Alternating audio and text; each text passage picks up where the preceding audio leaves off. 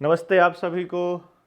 आज हम आपके सामने फिर से हाजिर हैं अपनी किताब रुपया मूल्य का मापक या शोषण का साधन भाग 2 लेकर के।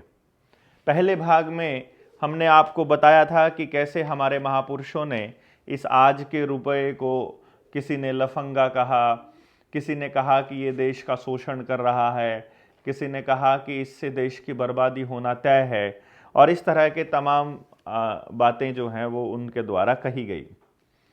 हम किताब के पहले पाठ पर जाने से पहले आप सबके सामने एक प्रस्तावना जो वर्मा जी ने इसके लिए तैयार की है वो हम आपके सामने पढ़ देते हैं, और आप अपनी किताब को ज़रूर अपने साथ रखिएगा जब आप इसे पढ़ रहे हो। चूँकि हमारी 200 लोगों की टीम के आने से पहले, उस टीम के बनने से पहले ये पार्ट 2 रिलीज हो रहा है, पार्ट 2 रिलीज हो रहा है। तो अब आपका काम क्या है कि सबसे पहले तो उन लोगों को बोलिएगा जो लोग अभी तक अपनी 200 लोगों की टीम में शामिल होने के लिए अपना नाम नहीं लिखवाया है, वो लिखवा दें रविंदर भाई के पास 7700006900 पर। बाकी मैं प्रस्तावना आपको पढ़ देता हूं और फिर लास्ट में हम आपसे इस मुद्दे पर दोबारा से बात करते हैं। भारत भक्ति अर्थात भारत की सेवा का नाम ही योग है। ये आप पीछे देख रहे हैं, ये प्रस्तावना आपके सामने लिखी हुई है। तो जब आप इसे पढ़ेंगे तो आपको मालूम पड़ जाएगा।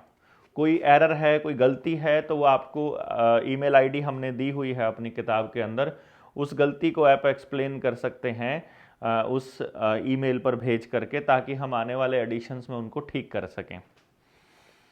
भारत की सेवा बिना सत्य अनुभूति संभव नहीं, यानी क्योंकि भारत देश सत्य पर आधारित नीतियों पर चलता है, इसीलिए जब तक आप सत्य की अनुभूति नहीं कर लेते तब तक भारत की सेवा संभव नहीं है। यही सेवा सृष्टि चक्र को चला रही, सकाम होने पर सगुण ब्रह्म है और निष्काम होने पर परम ब्रह्म है। आप इसका मतलब समझ गए हैं। अपने विविध रूपों में पालन, सृजन, रक्षा करती, सेवा, कर्म क्षेत्र में कर्तव्य एवं दायित्व का निर्वाह करती सेवक है। यानी यही जो सत्य अनुभूति है जिसकी बात हो रही है, यही सेवा जिसकी बात हो रही है। भारत की सेवा में चरण पादिका को मांझते, चमकाते, मरम्मत करते रविदास की कठौती में गंगा बहती थी, जिसमें गोता लगाती जनता ने अस्पृश्यता के बाड़े को तोड़ डाला था। यानी कि जहाँ कहा जाता है गुरु रविदास जी के बारे में, और जो उनके कि मन चंगा तो कटौती में गंगा, जो उनका पानी का एक बर्तन होता है जो हर चर्मकार के पास होता है जब वो अपना कार्य कर रहे हैं, और उस वक्त वो अपने जो कंगन वाली जो कहावत आती है आपके सामने आती है कि अगर सच्चे मन से दे दिया जाए तो गंगा माँ ने उनका वो कंगन घर पे बैठे बैठे स्वीकार कर लिया था। और जब बात आती है दूसरे कंगन की तो गंगा माँ वहीं पर उनकी कठौती में ही प्रकट होकर के उस कंगन को अर्पण करती हैं, स्वीकार करती हैं, सॉरी। तो इसका मतलब ये हो गया कि आप अगर सच्चे मन से कार्य कर रहे हैं तो यही पॉइंट ये है कि रविदास की कठौती में भी गंगा, कठौती जिसमें गोता लगाती जनता ने अस्पृश्यता के बाड़े को तोड़ डाला था। मोची को सतगुरु कहते हुए जमाने को कदमों में झुकना पड़ा। काशी के विद्वानों के बीच बैठकर वैचारिक क्रांति का सूत्रपात करते, वैचारिक क्रांति यानी ज्ञान युद्ध जिसकी बात हम आज कर रहे हैं। अनपढ़ कबीर की सेवा ने भारत केसरी ही नहीं बनाया, बल्कि करगाह चलाते जुलाहे को गुरुदेव कहते हुए जमाने को माथा टेकना पड़ा था। कबीर जुलाहे की बात हो रही है। भारत की सेवा में भिक्षुक बना अशोक सम्राट से महान बन गया, जमाने को माथा टेकना पड़ा। भारत की सेवा में भारत की सेवा में भिक्षुक बना अशोक सम्राट से महान बन गया तो मदन मोहन मालवीय को महामना की उपाधि मिली। श्री कृष्ण सारथी बनकर भगोड़े अर्जुन को क्षत्रियत्व का बोध कराते, मतलब भगोड़ा अर्जुन, यानी जब महाभारत के युद्ध से पहले अर्जुन कहता है कि सामने जो खड़ा शत्रु है वो उसमें तो मेरे सगे संबंधी है, तो मैं इनके ऊपर बाण कैसे चला सकता हूँ, मैं इनका वध कैसे कर सकता हूँ। उस टाइम तो कि तुम क्षत्रिय हो और तुम्हारा यही कर्तव्य है, इसका बोध कराते इसकी बात हो रही है। भारत की सेवा में अपने पिता, पितामह, गुरु, बंधु बांधवों के वध को ही मुक्ति द्वार, भक्ति योग, कर्म योग, ज्ञान योग बताते श्री कृष्ण को, कौरव पक्ष ने अहंकारी बोला था ना, अहंकारी जो कौरव पक्ष था वो गवाला बोल रहे थे, श्री कृष्ण को अहंकारी कौरव पक्ष गवाला कहते, खिल्लियां उड़ाते थे। कुरुक्षेत्र में भीष्म के प्रदर्शन को देखकर भयभीत पांडव दल पलायनवादी हो गया। किंग कर्तव्य विमूढ़ अर्जुन का गांडीव बेकाम हो गया, बेकाम हो गया। अहंकारवाद की जय जयकार होने लगी। तब भारत की सेवा में समर्पित हथियार न उठाने की अपनी प्रतिज्ञा को तोड़ता द्वापर का ग्वाला सुदर्शन चक्र लेकर मैदान में कूद पड़ा।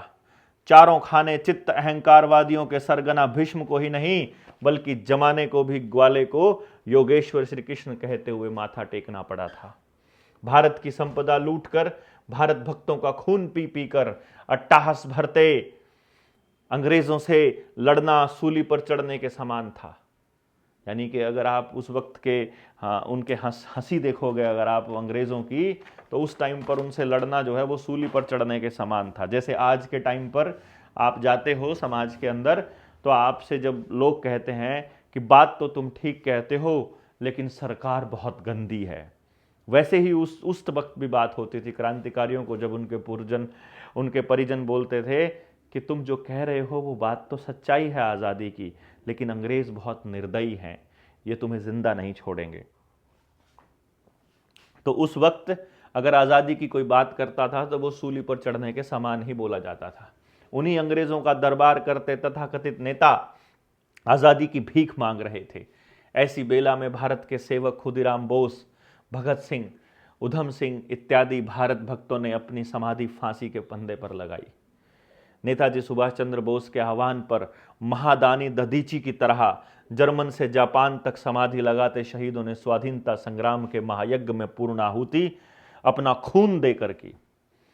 दधीची का मालूम है ना आपको कि जब कोई एक खास युद्ध के अंदर जब यह मालूम पड़ता है कि उस सामने वाले दुश्मन को मारने के लिए आप किसी अस्त्र शस्त्र का इस्तेमाल नहीं करते हैं, तो तब दधीची ने अपनी हड्डियां दी थी, अपनी पसलियां, उनसे एक शस्त्र बना जिससे कि दुश्मन का वध किया गया था।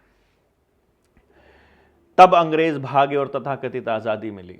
भारत को विदेशों में बंधक रखकर कर्ज पर कर्ज की खेपे लाते, ये जो नेता लोग हैं जिनकी बात हो रही है, घोटाले पर घोटाले करते, कर्ज की रकम डकारते, मूल्य की मापक रुपए के सैद्धांतिक मानक 1.166 ग्राम एवं विधि मान्य मानक 777 मिलीग्राम स्वर्ण प्रति रुपया मात्रा को लूटपाट करते कराते, रुपए के मानक यानी स्टैंडर्ड को ही खत्म करते, बैंक नोटों के प्रतिभूति यानी गारंटी को समर्थन के रूप में कहते, गवर्नर के वचनखंड को गैर कानूनी तरीके से कूटकरण करके वचनखंड को बदलते, भारत में आर्थिक अस्थिरता फैलाते, भारत की जनता का सर्वांगीण शोषण करते, अकूत धन विदेशी बैंकों में भरते तथा कथित सरकारों के प्रधानमंत्री, मुख्यमंत्री तथा मंत्री हैं कर्जखोर और दिवालिया।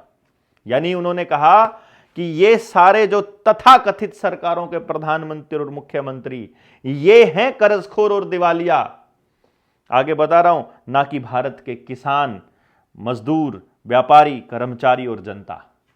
कहने का मतलब क्या है कि आज के टाइम पर आपके किसान, मजदूर और जनता को कर्जखोर और दिवालिया बताया जाता है, लेकिन असल दिवालिये ये लोग हैं जो ये सब काम कर रहे हैं।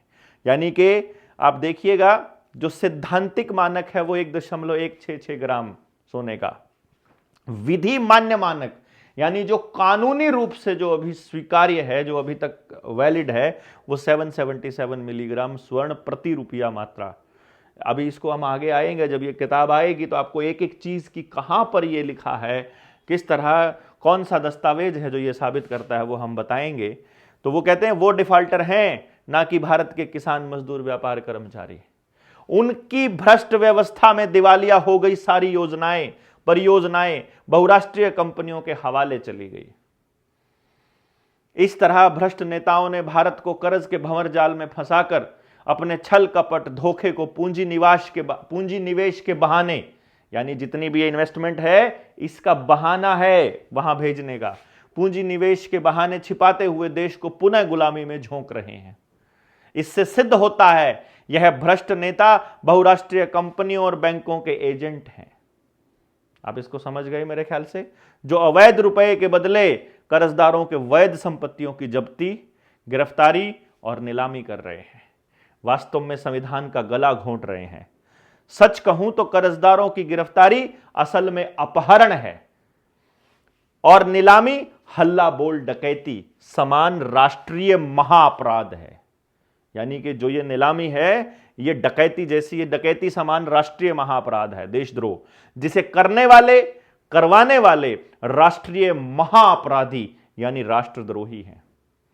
इन्हीं देशद्रोहियों से देश के लूटे गए धन को वसूली करना और करवाना ही असल देशभक्ति है। उत्पादन का स्रोत खेत खलिहानों, यानी जैसा हम अपने ट्रेनिंग्स में आपको स्पेशल बताते रहते हैं कि भारत एक उत्पादन आधारित देश है और जितना प्रोडक्शन होता है, ग्रॉस डोमेस्टिक प्रोडक्शन जीडीपी, यानी प्रोडक्शन के बराबर ही रुपया छापा जा सकता है, ये आप सब लोगों को पहले बताया जा चुका है। और कहां कहां से होता है ये प्रोडक्शन, के उत्पादन का स्रोत खेत खलिहानों, उद्योग धंधों और योजनाओं परियोजनाओं में कर्मयोग रमाते कर्मयोगी किसान, मजदूर, व्यापारी, कर्मचारी सभी जैविक संसाधनों के उत्पादनकर्ता, अन्नदाता, प्राणदाता, जीवनदाता हैं। सार्वभौम सत्य, गणित, नियम, अधिनियम, सत्य तथ्यों, दस्तावेजों से प्रमाणित हो गया है कि उत्पादन बढ़ा है, वस्तुएं सस्ती हुई हैं, किंतु छल कपट करके गैर कानूनी तरीके से रुपए का मानक परिमाण घटाकर, यानी कि उसका कूटकरण करके, अर्थात मुद्रास्फीति अवमूल्यन से किसानों, मजदूरों, व्यापारियों, कर्मचारियों, कर्जदारों की निरंतर घटती क्रय शक्ति शून्य की ओर अग्रसर होने से बढ़ती जा रही महंगाई जानलेवा होती जा रही है। अर्थात इसका मतलब यह है कि आज के टाइम पर यदि हम प्रोडक्शन की ही बात करने लगे तो अगर 1947 की ही बात करें, जब जिसको कहते हैं कि देश उस वक्त आज़ाद हुआ था, वो जो ड्रामा चला था आज़ादी का, अगर हम उसको एक्सप्लेन करते हैं तो 1947 में 30-35 करोड़ पॉपुलेशन रही है भारत की उस वक्त के आंकड़े के अनुसार, और आज 135 करोड़ पॉपुलेशन है, यानी कि लगभग 4 गुना के करीब हमारी पॉपुलेशन बढ़ी है। पर अगर आपके ज़मीन में अगर पैदावार की बात देखें तो आपका कोई भी फसल है उसकी पैदावार का हिसाब लगा लीजिए। कहते हैं उस वक्त 10-15 मन से ज़्यादा गेहूं नहीं होता था एक एकड़ में।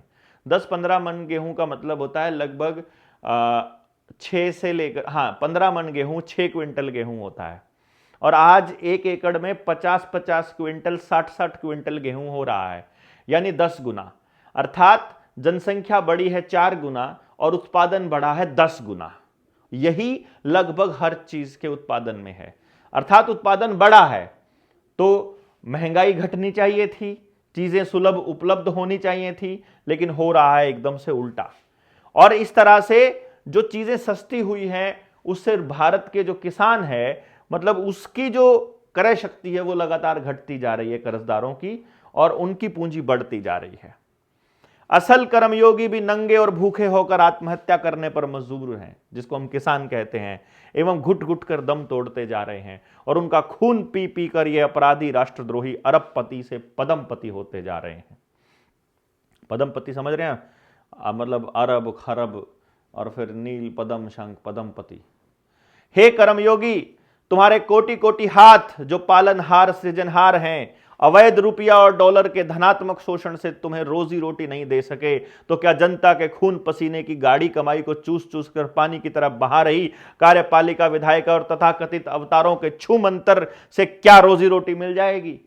यहां पर वर्मा जी पूछना चाह रहे हैं कि जब तुम्हारे हाथ करोड़ों करोड़ों हाथ तुमको अगर रोजी रोटी नहीं दे पा रहे हैं, तो ऐसे जो खून पसीना चूसने वाले जो कार्यपालिका है और जो विधायिका है, क्या वो उनके अवतार ऐसे छू मंतर करके तुमको रोजी रोटी देने वाले हैं? अर्थात जो आज आपकी हालत है उसमें तुम किसी को चुन लोगे, अगर सत्ता में बिठा दोगे, तो क्या कोई जादू की पुड़िया आएगी जो इनको ठीक कर देंगे? और उनसे रोजी रोटी मिल जाएगी और कर्मयोग से नहीं मिलेगी। क्या कभी किसी युग में ऐसा हुआ है जो अब संभव होगा? हे कर्मयोगी, तुम्हारे कथित सेवक रक्षक से भक्षक बनकर तुम्हें लूट रहे हैं और विदेशियों से तुम्हें लुटवा भी रहे हैं। हे कर्मयोगियों, तथाकथित नेताओं द्वारा आर्थिक और मानसिक गुलामी की जंजीरों में तुम्हें जकड़ दिया गया है। शहीदों के मंदिर, भारत के भगवान, किसान, मजदूर, व्यापारी, कर्मचारी आदि कर्मयोगियों की आर्थिक मानसिक गुलामी की मुक्ति की युक्ति का केवल एक ही विकल्प है, वैचारिक महासंग्राम। इसी ज्ञान युद्ध से अब देशवासियों की कर्ज मुक्ति और रोजी रोटी संभव है। कोटि कोटि भुजाओं वाले हे कर्मयोगी, तुम ही भूपाल, महिपाल, स्वयं सम्राट भारत हो। तुम ही सर्वसमर्थ, तुम ही नियामक, नियंता प्रभु श्री राम हो, श्री कृष्ण के रूप हो। शहीदों के इष्ट देव भी तुम ही हो। तुम्हारी सेवा में शहीद हुए शहीदों की समाधि पर जमाने को माथा टेकना पड़ा है। तुम्हारी सेवा से ही धर्म, अर्थ, काम, मोक्ष, मनोवांछित फल की प्राप्ति होती है। शहीदी पथ के पथिक, तुम्हारी सेवा के व्रतधारी, हम तुच्छ सेवक तुम्हारे चरणों में शीश झुकाते कोटि कोटि प्रणाम कर रहे हैं। यहाँ पर हम उस किसान, मजदूर, व्यापारी को प्रणाम कहते हुए हम उसके नाम संबोधन कर रहे हैं कि आपकी बर्बादी का कारण कोई और नहीं बल्कि ये रुपये का कूटकरण है। कुछ और नहीं बल्कि विनिवेश के नाम पर जो ये कार्यपालिका और विधायिका आपके सारे पैसे को विदेशों में गिरवी रख रही है, आपकी सारी जमीनों को, ये असल कारण है। और रुपये का कूटकरण एक बहुत बड़ा कारण है। आने वाले वक्त में जब हम इस किताब को आगे पढ़ेंगे तो आपको एक एक चीज पता चलेगा। इस किताब में हमने हर पेज पर क्या क्या दिया है। आमतौर पे जब हम कोई किताब लिखते हैं तो उसमें पाठ लिखे जाते हैं, किस पाठ पर क्या है, लेकिन यहाँ हमने क्या क्या दिया है वो सारी चीज़ें दी हैं कि कौन सा सिक्का अधिनियम 1906 में पारित, जो आपको आरबीआई की वेबसाइट पर मिलेगा, उसमें कुछ चीज़ें एडिट की हुई हैं, उसमें कुछ चीज़ें छुपाई गई हैं। जो छुपाई हुई चीज़ें हैं उसका कुछ पार्ट हमने यहाँ पर दिया है, असली दस्तावेज अपने पास सुरक्षित रखा है। तो अब आप एक बात बताइए, जब हम इसको पढ़ेंगे आने वाले टाइम में तो आपको पढ़ते पढ़ते चीज़ें स्पष्ट होती जाएंगी और मैं आपको ये स्पष्ट करता जाऊंगा। जैसे कुछ लोगों का ये कहना है कि इस किताब में कहाँ लिखा हुआ है कि रुपया फ्रॉड है। अभी आप एक बात बताइए, सिर्फ एक इसी लाइन का मतलब बता दीजिए। वित्त मंत्रालय, अगर केंद्र सरकार का वित्त मंत्रालय यह कहता है कि वैध मुद्रा का कोई दस्तावेज उपलब्ध नहीं है, वैध मतलब लीगल मनी का कोई दस्तावेज ही नहीं है, तो इसका मतलब है कि कोई नियम नहीं है और बिना नियम के छापा गया रुपया लीगल कैसे है, मुझे तो आप ही बता दीजिए। तो मतलब किस आधार पर आप रुपया छाप रहे हैं ये तो आपको बताना ही पड़ेगा आने वाले टाइम में। तो इस तरह से ये जो आप जब इसको पूरी तरह से पढ़ेंगे अभी आने वाले टाइम में तो आपको पूरा क्लैरिटी आ जाएगी। इसलिए अभी हम इसको सिर्फ इस तरह से बता रहे हैं कि हर एक पेज पर क्या है, किस पेज पर क्या दिया है, ये हमने एक्सप्लेन आपको कर दिया है। अभी हम स्टार्टिंग कर रहे हैं हमारे पहले एपिसोड की, जब इस पॉइंट की जहाँ से हम इसकी शुरुआत करेंगे। आप जब इसको पढ़ेंगे तो आपको और क्लैरिटी आ जाएगी। कोई भी आपको दिक्कत आएगी, कोई भी सवाल होगा, वो आप अपने कमेंट बॉक्स में लिखिएगा पढ़ने के बाद, फिर हम आपको उस और जो एरर है वो आप हमें ईमेल कर सकते हैं, जो भी गलती है। अभी हम इसको पढ़ते हैं, भारतीय मुद्रा रुपये का इतिहास। रुपये का इतिहास पढ़ना क्यों जरूरी है, पहले आप इस बात को समझिए। जब हम किसी चीज के इतिहास को पढ़ते हैं तो उसमें आ रहे बदलावों को भी हम साथ में पढ़ते हैं। अब कभी कोई कहेगा कि रुपये का कूटकरण किसी ने कर दिया, कोई कहेगा कि किसी ने यहां पर यह बदलाव कर दिया गया, यहां पर यह बदलाव कर दिया गया। यहां जो सबसे जरूरी सवाल आपके सामने आकर के खड़ा होता है वो ये है कि जिस भी व्यक्ति ने वो बदलाव किया था, क्या वो बदलाव करने के लिए वो व्यक्ति अधिकृत था? क्या वो उस बदलाव को करने के लिए कंपैटिबल था? क्या उसके अधिकार क्षेत्र में वो आता था? क्या वो बदलाव कर सकता था? दूसरी चीज आपको देखनी है, क्या उसका कोई नियम था? और तीसरी चीज देखनी है कि जब हमें यह स्पष्ट हो जाए कि इस चीज से हमारे देश की बर्बादी होनी है, हमारे किसान की बर्बादी होनी है, तो क्या वही चलते रहने दिया जाए? क्योंकि जो विमर्श है वो इस बात पर होता है कि सही क्या है, हमें क्या करना चाहिए, हम क्या कर सकते हैं।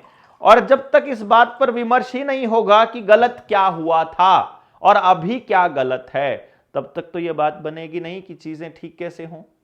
तो मतलब इस बात पर तो चर्चा ही नहीं होगी कि ठीक कैसे हों जब तक हम गलत नहीं मानेंगे। तो पहले तो हमें गलत चीजें क्या हैं पहले वो मानना पड़ेगा और उसके बाद ही हम आगे बढ़ सकते हैं। तो जब आप इसे पढ़ेंगे तो आपको थोड़ी सी चीजें स्पष्ट होती जाएंगी।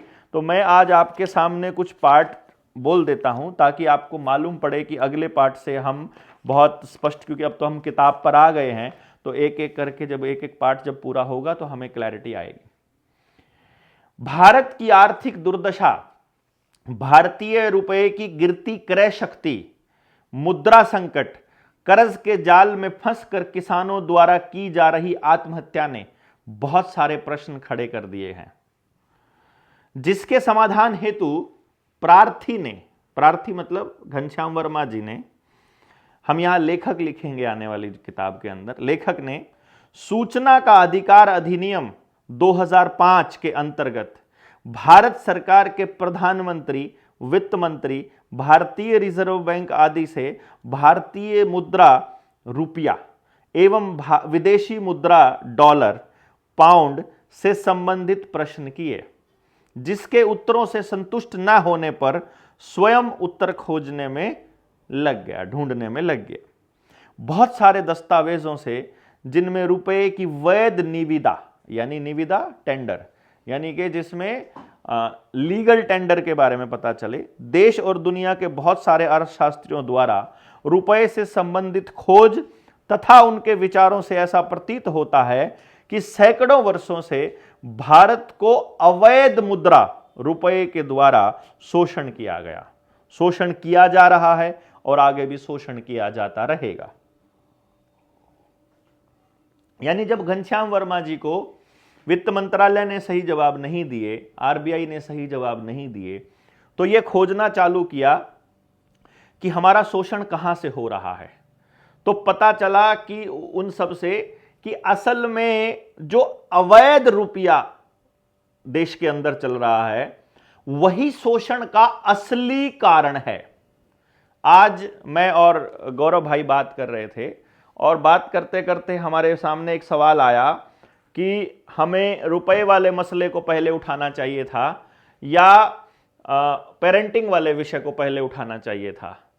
अब हालांकि अगर मुझे सेफ साइड चलना है तो पेरेंटिंग का विषय सबसे बढ़िया है, तो पेरेंटिंग के विषय को लेकर के अगर हम समाज में जागृति लेकर के आते तो ज़्यादा लोग भी होते और इसमें हमारे ऊपर लांछन भी कम लगते।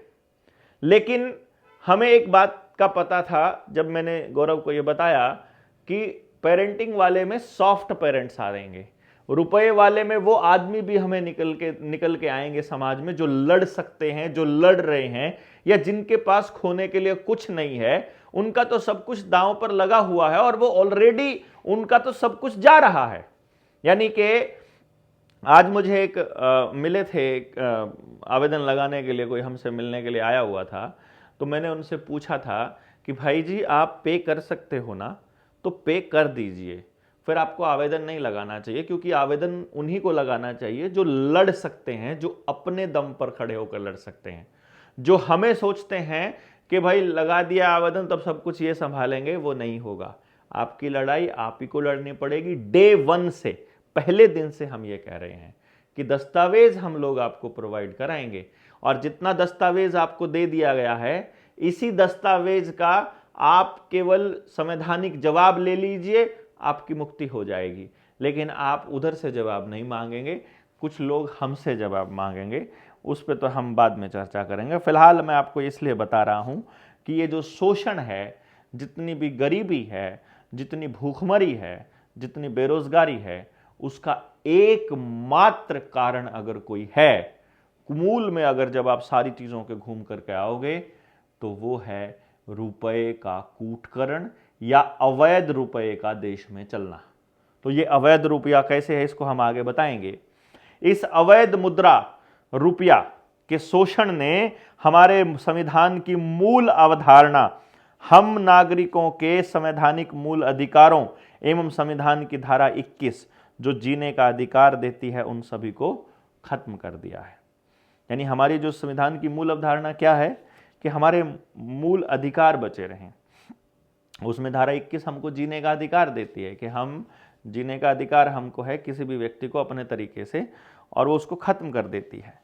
अवैध रुपये के शोषण से विवश होकर किसानों द्वारा या कर्जदारों द्वारा आत्महत्या का दौर जारी है, और ऐसा प्रतीत होता है कि आगे और तीव्र गति से आत्महत्याओं का दौर जारी रहेगा। अतः अवैध रुपये के माध्यम द्वारा हो रहे असंवैधानिक तरीके से शोषण, नियम और कानूनों की अवहेलना और अविवेकपूर्ण मनमाना शोषण कर रहे उन संस्थाओं और व्यवस्थाओं या व्यक्तियों से न्यायपालिका को अवगत कराने का प्रार्थी अपने संवैधानिक कर्तव्यों का पालन कर रहा है एवं न्यायपालिका से आशा कर रहा है कि न्यायपालिका तत्काल अपने कर्तव्यों का पालन करते हुए देश के संविधान और संवैधानिक मूल अधिकारों की रक्षा, नियम और कानूनों की बहाली तथा हमारे जीने के संवैधानिक अधिकार की बहाली हेतु कर्ज की कुर्की नीलामी पर तत्काल प्रतिबंध लगावे, जिससे अवैध रुपये की वसूली में वैध जमीन जायदाद की कुर्की ना हो सके एवं किसानों की आत्महत्या रुक सके। यहाँ पर आपको जब कभी कहीं आप गए हुए हों किसी की नीलामी की प्रक्रिया में, जैसे कि मैंने देखा अभी जब उत्तर प्रदेश के अंदर एक घर की नीलामी के लिए एसडीएम और तहसीलदार आए हुए थे, तो उन्होंने वहां खड़े हुए लोगों से पूछा, तुम्हारा घर है क्या, तुम्हारा घर है क्या, तुम यहां किस लिए आए हो? जिसका घर है वही बोलेगा। वहां पर आप सब लोगों को एक बात याद रखनी है, हमारे संविधान का आर्टिकल 51 हमारे मूलभूत अधिकारों के साथ मूलभूत कर्तव्यों के बारे में हमको बताता है। आर्टिकल 51 क्या कहता है कि देश के प्रत्येक नागरिक का यह कर्तव्य है कि यदि कहीं पर भी देश की संप्रभुता यानी उसकी सॉवरेनिटी के ऊपर कोई अटैक हो रहा है, कोई सरकारी अधिकारी या कोई प्राइवेट आदमी या कोई भी व्यक्ति कोई गलत कार्य कर रहा है, कोई अनैतिक कार्य कर रहा है या कोई असंवैधानिक या कोई इल्लीगल कार्य कर रहा है, तो वो उसे रोके, उसे टोके और जो व्यवस्था है उसकी संज्ञान में लेकर के आए।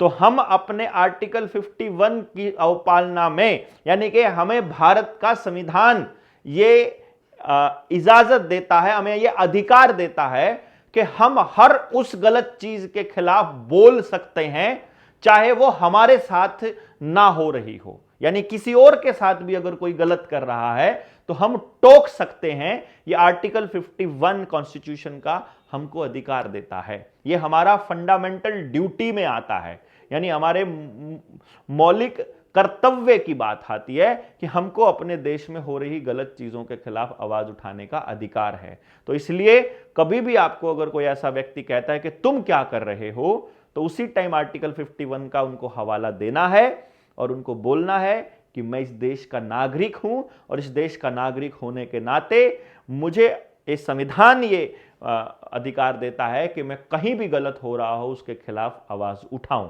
और वो अपने लेवल पे हमें आवाज उठानी चाहिए। भारतीय रुपया पढ़ना से पहले हम इस बात को पढ़ लेते हैं ताकि हमें पता चले। वैध मुद्रा का कोई दस्तावेज उपलब्ध नहीं, यह वित्त मंत्रालय ने हमको कहा। कहां पर? ये आने वाले टाइम में जब आपके पास ये सूचनाएं आएंगी तो ये हम बताएंगे। प्रार्थी द्वारा दिनांक 19/6/2015 को, यानी आज से ठीक लगभग मतलब 10 साल पहले की बात है, वैध मुद्रा रुपये से संबंधित प्रश्न करके सूचना के अधिकार अधिनियम 2005 के अंतर्गत प्रधानमंत्री, वित्त मंत्री, रिजर्व बैंक से सूचना मांगी गई थी, जिसका जवाब भारतीय रिजर्व बैंक द्वारा 25/6/2015, 25/7/2015 और वित्त मंत्रालय ने दिया 30/7/2015 को भेजी गई थी। रिजर्व बैंक ने अपनी सूचना में कहा कि वांछित सूचना हमारे पास उपलब्ध नहीं है। रिजर्व बैंक के पास सूचना ही उपलब्ध नहीं है वैध रुपये की। और भारत सरकार के वित्त मंत्रालय द्वारा सूचना में कहा गया कि विनिमय माध्यम के रुपए, सोने के सिक्के के मानक अथवा डॉलर के प्रयोग के मानक हेतु विधिक प्रारूप, विधिक मतलब लीगल कोई फॉर्मेट की किसी वैध मुद्रा का कोई दस्तावेज उपलब्ध नहीं है। यानी किसी भी कोई भी ऐसी कोई कानूनी प्रक्रिया के तहत कोई वैध लीगल मनी का कोई ऐसा डॉक्यूमेंट हमारे पास नहीं है। तो अब प्रश्न यह खड़ा हो रहा है कि वर्तमान में जो रुपया चल रहा है या विदेशी मुद्रा भंडार के रूप में डॉलर आदि रखा गया है, वो मुद्राएं, रुपया या डॉलर, यानी जो भी चीज है, यानी आप मुद्रा कह रहे हो, रुपया कह रहे हो, डॉलर कह रहे हो, जिसके एवज में ये छप रहा है, जो नोट छप रहा है, ये वैध है या अवैध है? अब इसका तो जवाब आप सरकार को देना पड़ेगा ना कि वैध किस नियम से है, और अगर कोई नियम नहीं है तो फिर वो अवैध है। प्रार्थी द्वारा उसके बाद रुपये से संबंधित बहुत से प्रश्न सूचना के अधिकार अधिनियम 2005 के अंतर्गत दिनांक 15/7/15, 20/7/15, 26/10/15, 22/2/16, 13/5/16, 28/9/17, 7/5/18, 12/9/18, 23/9/20, 18/1/23 और 25/10/23 को सूचना मांगी थी। इसके प्रश्न और उत्तर ये जो आंकड़ा है ये अभी हमने नए वाले एडिशन में ठीक कर दिया गया है। 135 से लेकर और 238 तक, यानी कि दो आगे सरका दो, ये 135 और 238 तक देखें।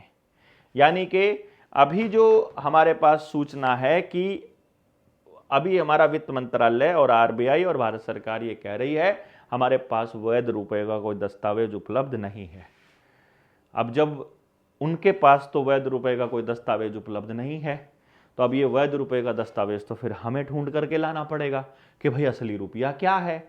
और अगर रुपये को समझेंगे नहीं तो फिर बताएंगे क्या कि वैध क्या है और अवैध क्या है, और पता कैसे चलेगा कि गलत क्या है और सही क्या है? तो पहले हम इतिहास से लेंगे या रुपये से लेंगे, किस तरह से लेंगे, ये हमारे अगले पार्ट में आएगा। अभी हमारे 2 पार्ट कंप्लीट हो गए हैं, तो आपने क्या करना है, दोनों पार्ट में से जो भी ग्रामेटिकल एरर, जो भी चीज़ें आती हैं, आप ईमेल हमें कर सकते हैं। दूसरी बात, आपने जो 200 लोगों की टीम के लिए अगर आपने फॉर्म नहीं भरा है और रविंद्र भाई से संपर्क नहीं किया है तो 7700006900 पर कॉल कर लीजिएगा। ये मौका दोबारा से नहीं आएगा। पहले 200 फॉर्म भरने वालों को अलग, मतलब पहले प्राथमिकता दी जाएगी और बाकी के लोगों को बाद में। तो जितना जल्दी हो सकता है अपना फॉर्म भर दीजिए। 31 जनवरी 2025 से लेकर 6 जनवरी 2025 तक, 6 फरवरी 2025 तक अपनी ट्रेनिंग शेड्यूल की गई है शिमला। जो लोग फॉर्म भर देंगे उनकी ब्रॉडकास्ट लिस्ट और उनके साथ पर्सनल संपर्क करके उनको सारी जानकारियां साझा कर दी जाएंगी, क्या क्या सामान लेकर के आना है, किस तरह से आना है। आप सब लोग आइएगा और अपने जीवन के एक बहुत ही अनमोल 6-7 दिन निकाल करके लेकर के वहाँ से खजाना लूट करके ले जाइएगा। आप सब लोगों का इंतज़ार रहेगा, कितने लोग, कितने क्रांतिकारी साथ आते, ये देखने वाली बात रहेगी।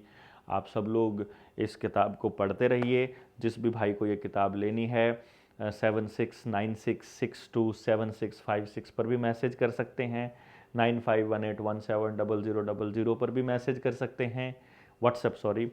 और जो अपनी निडर इंडिया चैनल है, उस निडर इंडिया चैनल के डिस्क्रिप्शन में हम हर एक पोस्ट के अंदर हम इसका लिंक डाल रहे हैं। आप लिंक डाल करके इनको वहाँ से खरीद सकते हैं। हमने अमेज़न और फ्लिपकार्ट पे भी ये इन्फॉर्मेशन हम जल्दी डाल देंगे। ये जो किताब का हमने डिजिटल प्रिंट निकाला है, ये डिजिटल प्रिंट में एक एक चीज़ बिल्कुल क्रिस्टल क्लियर है। जिसको दिक्कत है, ऑफसेट प्रिंटिंग में थोड़ी दिक्कत थी, तो अभी इसकी कॉस्ट हमने MRP 5000 रखी है। तो कितनी वहाँ पर कॉस्ट आएगी ये देखने वाली बात आएगी।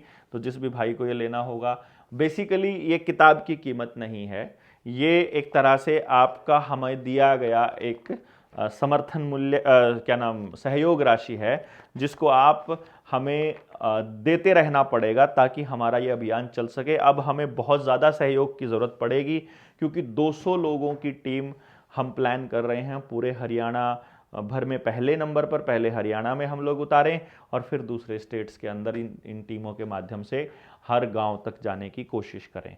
तो देखते हैं कितना हो पाएगा। हम अपनी तरफ से पूरी कोशिश कर रहे हैं, आपसे सहयोग की अपेक्षा रहेगी। जितने साथी आ सकते हैं आइएगा, जो नहीं आ सकते वो घर से सपोर्ट कीजिएगा और अफवाहों से दूर रहें, नक्कालों से दूर रहें। और कोई ट्रेनिंग अभी शेड्यूल नहीं की गई है। बहुत बहुत धन्यवाद। जय हिंद, जय भारत। आप सब लोग जुड़ते रहिएगा। बहुत बहुत धन्यवाद।